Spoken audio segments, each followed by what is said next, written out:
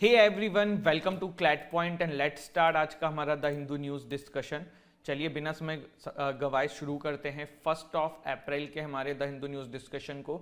एक अपडेट है, अपडेट यह है कि 5 अप्रैल तक जो आपका हिंदू का सेशन है वो इसी फॉर्मेट में होगा। I am somewhere else, studio नहीं हूँ, तो इसीलिए क्लासेस नहीं हो पाती हैं वहाँ से, क्योंकि थोड़ा किसी काम से बाहर आया हुआ हूँ। तो इसीलिए आप लोगों का सेशन जो है वो होगा, लेकिन इस फॉर्मेट में होगा। ठीक है, आगे बढ़ेंगे उससे पहले क्लैट यूजी 2024 के लिए एवेंजर बैच आज से शुरू होना है। आप चाहें तो इसमें इनरोल कर सकते हैं। विजेता बैच हमारा आज से शुरू होना है फॉर 2025 क्लैट। 2 साल की फीस 32,999 है। यहाँ पे ओनली 21,999 है। This is revolution in CLAT preparation. Live classes, mock test, personal mentorship, 7 books at your doorstep, everything is included in it. CLAT point आपको ऑफर करता है CLAT PG, NL SET, law optional, judiciary की भी classes. अगर आप interested हैं तो please application visit करिए, डेमो क्लास देखिए, and if you find it okay you can enrol yourself. आगे बढ़ेंगे तो पहले तो आज का न्यूज़पेपर देखेंगे। सैटरडे है तो बहुत ही ज़्यादा कुछ खास न्यूज़ है नहीं, बट कुछ और भी न्यूज़ जो अलग अलग जगहों पे आई हैं उसमें एक हमारा टॉपिक छूट भी गया था। आपने कुछ दिन पहले सुना था कि सिलिकॉन वैली एक बैंक है, ये कोलैप्स हो गया है।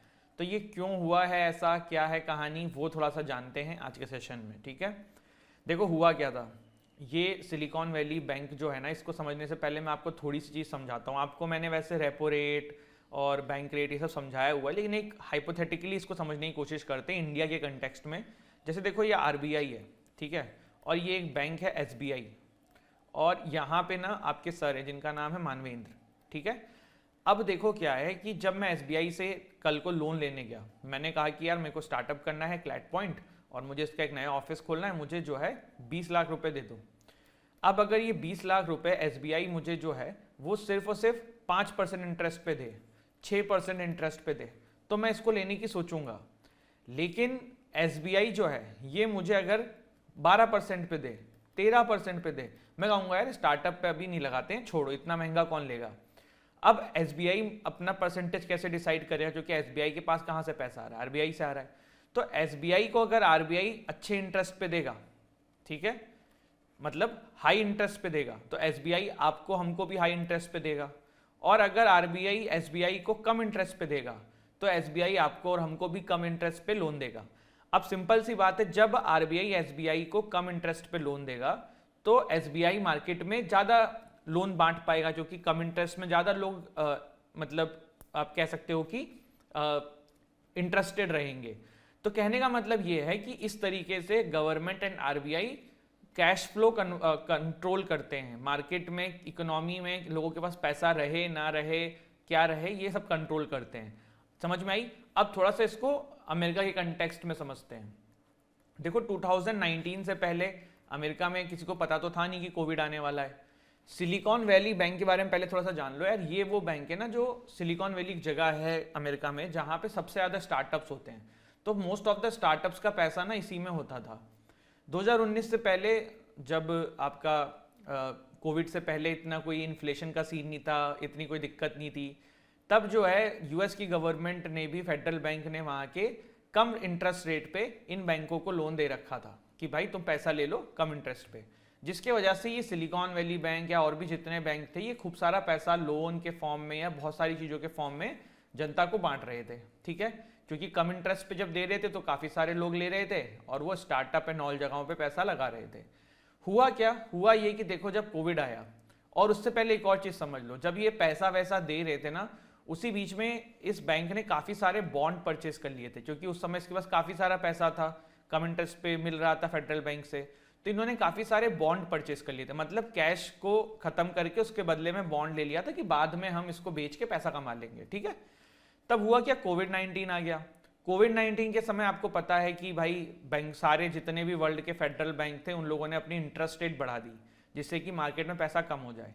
तो उसके चलते हुए, क्योंकि महंगाई और एवरीथिंग बढ़ रही थी, तो उसके चलते हुए क्या हुआ कि इन जो सिलिकॉन वैली बैंक हैं या और भी जितने बैंक हैं, वो लोन देना थोड़ा सा कठिन फील करने लगे, पहला। दूसरा ये कि लोगों के पास भी पैसा खत्म हो रहा था, क्योंकि लोगों को भी इन्वेस्टमेंट नहीं मिल रही थी, स्टार्टअप को भी इन्वेस्टमेंट नहीं मिल रही थी।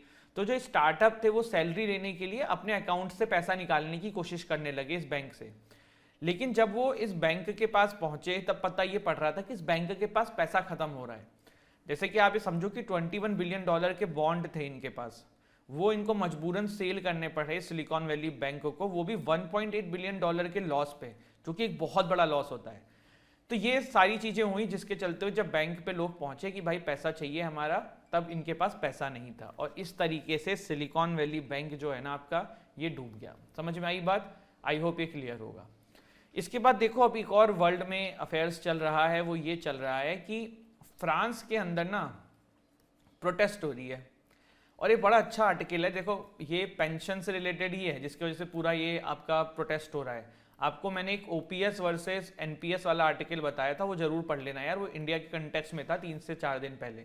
Old pension scheme versus new pension scheme क्या है, आप वहां से ना ये भी समझोगे। देखो होता क्या है, जस्ट इन केस आपको मैं थोड़ा समझाने की कोशिश करता हूँ। आज की डेट में हमारे यहाँ पे जो गवर्नमेंट एम्प्लॉयज़ हैं उनकी रिटायरमेंट की एज है 60 ईयर्स, ठीक है।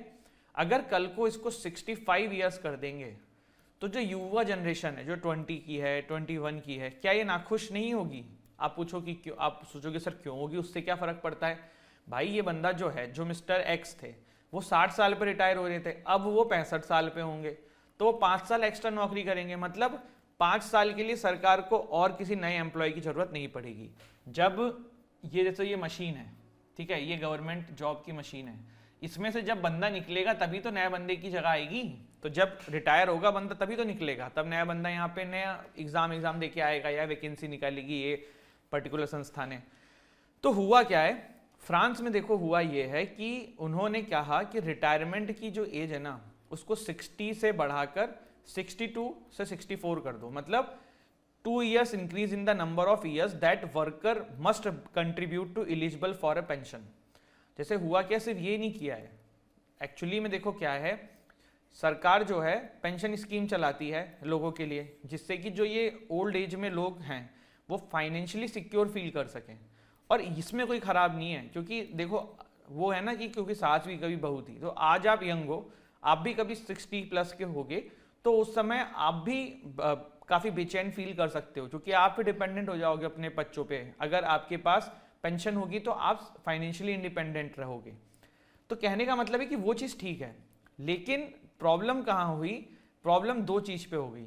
लोग, पहली चीज़ तो इन्होंने 62 और 64 कर दिया कि 2 साल आपको ज़्यादा करना पड़ेगा। फिर दूसरा ये क्या कि जो यंग जनरेशन है ना वो ये कह रही है कि भाई आपने इतना समय इनका बढ़ा दिया है तो अब हमारी नौकरी और लेट मिलेगी।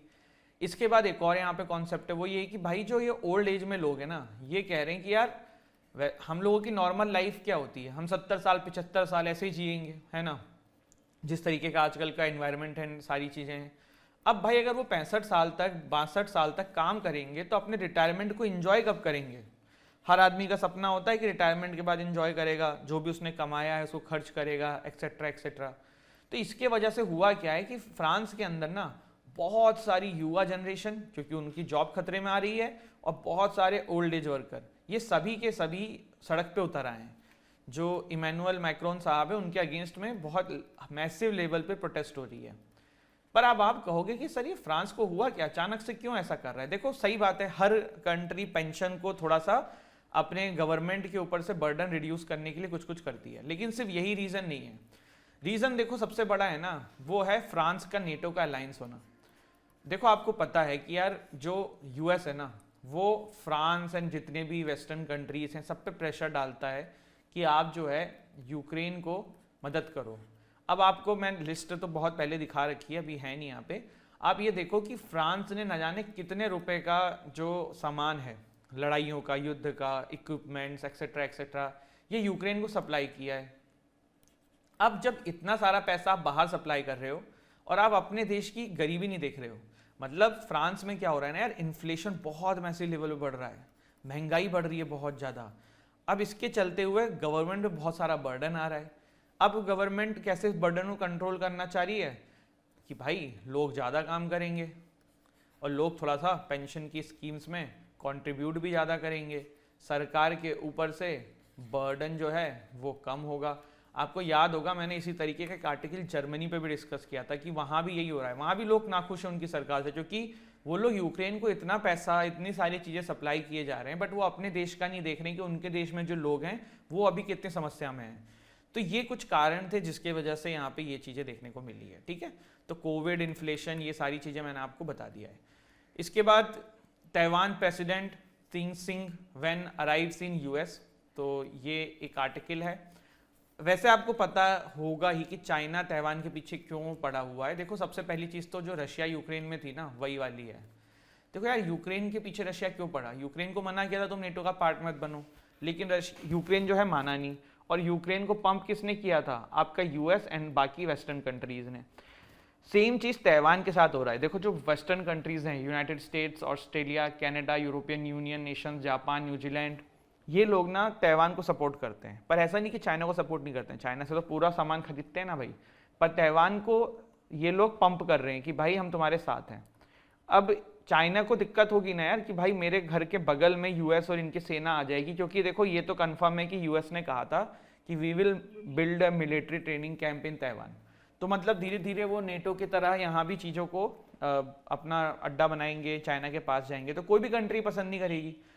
दूसरा देखो, कारण जो है ना वो ये है कि देखो, चाइना जो है उसको पता है कि ताइवान की मार्केट कितनी बड़ी है। ताइवान की TSMC कंपनी जो है ना, वो one of the biggest Asia की मोस्ट वैल्यूएबल स्टॉक कंपनी है, और सेमीकंडक्टर में आई थिंक सबसे बड़ी कंपनी हो चुकी है। जब कोविड आया था ना, तो देखो बहुत सारी कंपनी चाइना से शिफ्ट होकर ताइवान शिफ्ट हो रही थी, तो उस समय ताइवान की इकोनॉमी काफ़ी बूस्ट हो गई थी। तो इस चलते हुए चाइना की नज़र हमेशा ताइवान पर रहती है। बाकी क्या है चाइना ताइवान का डायनामिक्स, ये मैंने आपको बता दिया है। यहाँ पे डोनाल्ड ट्रंप को सरेंडर करने के लिए जूरी ने कहा है, इनका मामला ही नहीं खत्म होता है, हटाओ। साहित्य अकेडमी विनर सारा थॉमस पासेज अवे, तो एक दुर्भाग्यपूर्ण घटना है। इसके अलावा कुछ फॉरेन अफेयर्स हैं। Russia might put strategic nuclear weapons इन बेलारूस, ये मैंने आपको डिस्कस कर ही लिया है। Israel conduct air strike in Syria, detailed about casualties unclear. At least 11 killed in Pakistan Ramzan donation stampede. Member of Hindu community in Pakistan slam forced conversion. ये कुछ news हैं, देख सकते हैं आप। इसके अलावा आज के पेपर में कुछ खास है नहीं। This is it. I hope you have liked this session. Don't forget to like, share, subscribe our channel. Thank you so much. Jai Hind, Jai Bharat.